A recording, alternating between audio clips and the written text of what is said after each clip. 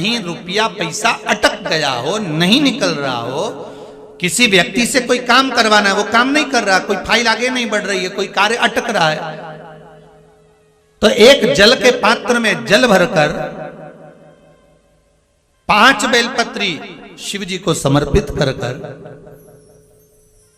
कुंदकेश्वर महादेव का नाम लेकर एक सफेद पुष्प बेलपत्री के ऊपर जो शिव जी को चढ़ाई है उस पर समर्पित कर जल जो लेकर गए हो, अपनी उस कामना को कर कि मेरा ये कार्य अटक रहा है, ये कार्य नहीं हो रहा, कुंदकेश्वर महादेव का नाम लेकर धीरे धीरे जल की धार चढ़ाइए। और एक बात हमेशा याद रखना, फिर निवेदन कर रहे हैं, अच्छे से समझ लेना, शंकर जी पर जब जल चढ़ता है, शिव जी का जब अभिषेक होता है, शंकर जी पर जब जल चढ़ाया जाता है, दूध चढ़ाओ, जल चढ़ाओ, कुछ भी चढ़ाओ, पर एक बात का स्मरण अपने जीवन में होना कि इतने ऊपर से मत चढ़ाना कि जल चढ़े और छींटे आपके ऊपर।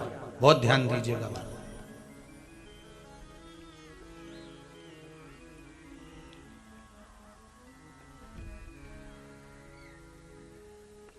यहां तक वर्णन करा गया है कि शंकर जी का जल चढ़ा हुआ जहां से बहकर जाता है ना, उसको लांगा तक नहीं जाता। यहां लांगते हैं क्या? नहीं ना, परिक्रमा भी करेंगे तो वहीं से लौट कर वापिस इधर जाएंगे। शिव जी का जहां से जल बहकर जा रहा हो, चढ़ा हुआ जल जहां से बहकर जा रहा हो, उसको लांगा तक नहीं जाता। और कई लोग बड़े बड़े आनंद में शंकर जी पे इतनी ऊपर से जल चढ़ाएंगे तो वो छींटे पूरे अपने ऊपर आना चाहिए, शरीर पर आना चाहिए। नहीं, उसका दोष है महाराज, उसका दोष है।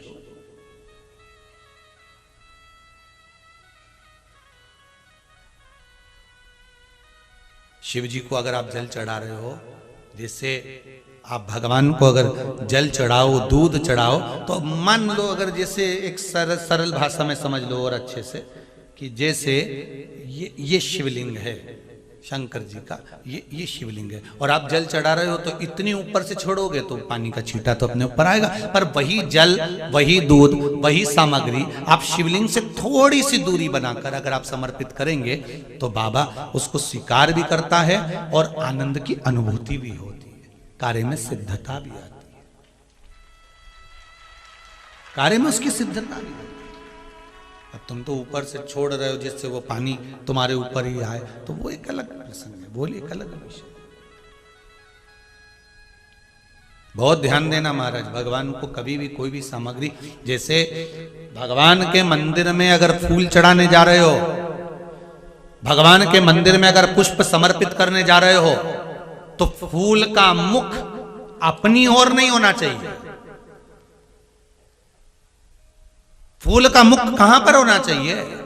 जम के बोलो जरा, भगवान की ओर। जिस व्यापार को आपने करा उस व्यापार में आपको फल नहीं मिला, फिर आपने व्यापार चेंज करा, फिर बदल कर देखा, फिर उस व्यापार को कर देखा, उसमें फल नहीं मिला,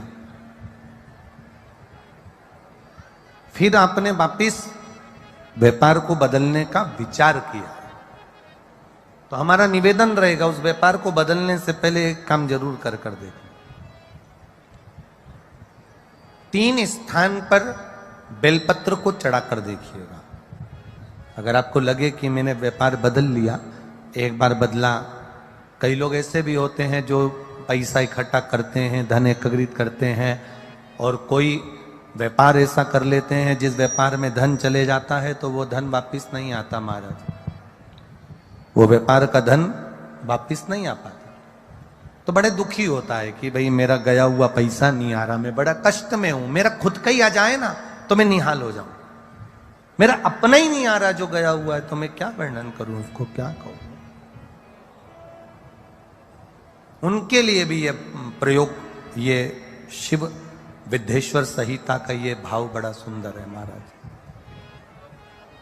आप व्यापार पर व्यापार बदल कर देख लिए, धन भी हमारा कहीं डूब गया, आ नहीं रहा है, तो प्रयास करना 3 स्थान पर चढ़ाई गई बेलपत्र हमें सुख का अनुभव करा देती। बहुत ध्यान लगाइए। पहला, अशोक सुंदरी की जगह। अब ये बेलपत्र जब भी आप चढ़ाएंगे तो रविवार की अगर प्रदोष पड़ जाए कौन से दिन? रविवार की प्रदोष के दिन ये प्रयोग अवश्य कर कर देखिएगा। ज्यादा बार नहीं करना है, केवल एक ही बार करना, बाबा स्वयं कृपा करेगा। अपने मंदिर में अर्थात अपने घर के पास कोई मंदिर हो, शिवालय हो, देवालय हो, जहां शंकर भगवान विराजमान हो, शिवलिंग हो, ऐसी जगह पर अवश्य करें। हमें कहीं दूर जाकर ये प्रयोग नहीं करना है। अपने अपने शिवालय, अपने जो घर के आसपास में शिवालय हो वो। एक बेलपत्र अशोक सुंदरी वाली जगह। अब उसको अशोक सुंदरी की जगह पर भी चढ़ाने का तरीका क्या है? ये शिवलिंग है, ये जलाधारी है, ये जल बहता है, बीच में जो मोटी सी लाइन है वो अशोक सुंदरी का स्थान। ये जो भाग है षडानंद कार्तिकेय गणेश जी और कार्तिकेय जी का। जलाधारी मतलब माता पार्वती जी का हस्तकमल। शिवलिंग मतलब भगवान शंकर का स्वरूप। ऊपर से जो बूंद बूंद पानी इस पर गिरता है वो शंकर भगवान की 5 लड़कियां, जया, विषहरा, शामलीबारी, दौतली और देव। शिव जी की 5 लड़कियां ऊपर, एक लड़की शंकर भगवान की 6 नंबर की अशोक सुंदरी उनके चरणारविंद के पास, उनके गणेश, षडानंद, कार्तिकेय के मध्य में। जब हम बेलपत्र चढ़ाएंगे तो उस बेलपत्र को चढ़ाते समय आपकी जो बेलपत्र की डंडी है वो बेलपत्र, रविवार प्रदोष के दिन का ये उपाय है महाराज। ये बेलपत्र की जो डंडी है, इस डंडी का भाग शिवलिंग की ओर होना चाहिए। ये जो डंडी है इसका भाग अशोक सुंदरी पर जब चढ़ाएंगे तो शिवलिंग की ओर इसका भाग होगा महाराज। दूसरी, बेलपत्र को जब हम समर्पित करेंगे तो जलाधारी का जया, विषहरा, शामरीबारी, दौतली, देव।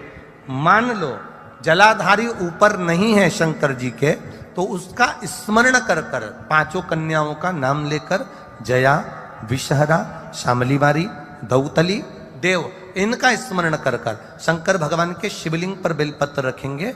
बेलपत्र कहां रखना है? आप अगर यहां बैठे हो तो आपके विपरीत में डंडी का मुख होना चाहिए। ये बेलपत्र की जो डंडी है इसका मुख आपके विपरीत में हो। आप यहां बैठे हो तो डंडी उधर होगी, आप इधर बैठे हो तो डंडी का मुख इधर होगा, आप उधर बैठे हो तो डंडी का मुख इधर होगा। आपके ठीक विपरीत की ओर डंडी का मुख हो। ये 2 जगह बेलपत्र समर्पित करने के बाद तृतीय बेलपत्र शिवलिंग की जो जलाधारी है, जहां पर भगवान शंकर का शिवलिंग रखा है, वहां स्पर्श कराकर, केवल छुआना है, स्पर्श कराकर बेलपत्री के पेड़ के नीचे ही कोई कंकर हो, कोई शंकर हो या कोई मिट्टी का ढेला हो, नी हो, तो वहीं मिट्टी को थोड़ी सी ऊंची कर कर एक बेलपत्र बैठकर इस बेलपत्री की डंडी जड़ की ओर, मतलब जो वृक्ष होता है उस ओर इस डंडी का मुख होना चाहिए। ये 3 रविवार के प्रदोष के दिन शंकर भगवान पर चढ़ाई गई बेलपत्र से हमारा गया हुआ धन भी पुनः आने का रहता है और हमारा जो व्यापार बार बार बंद हो रहा है, शिव की कृपा से एक बार चालू तो चालू हो ही जाए।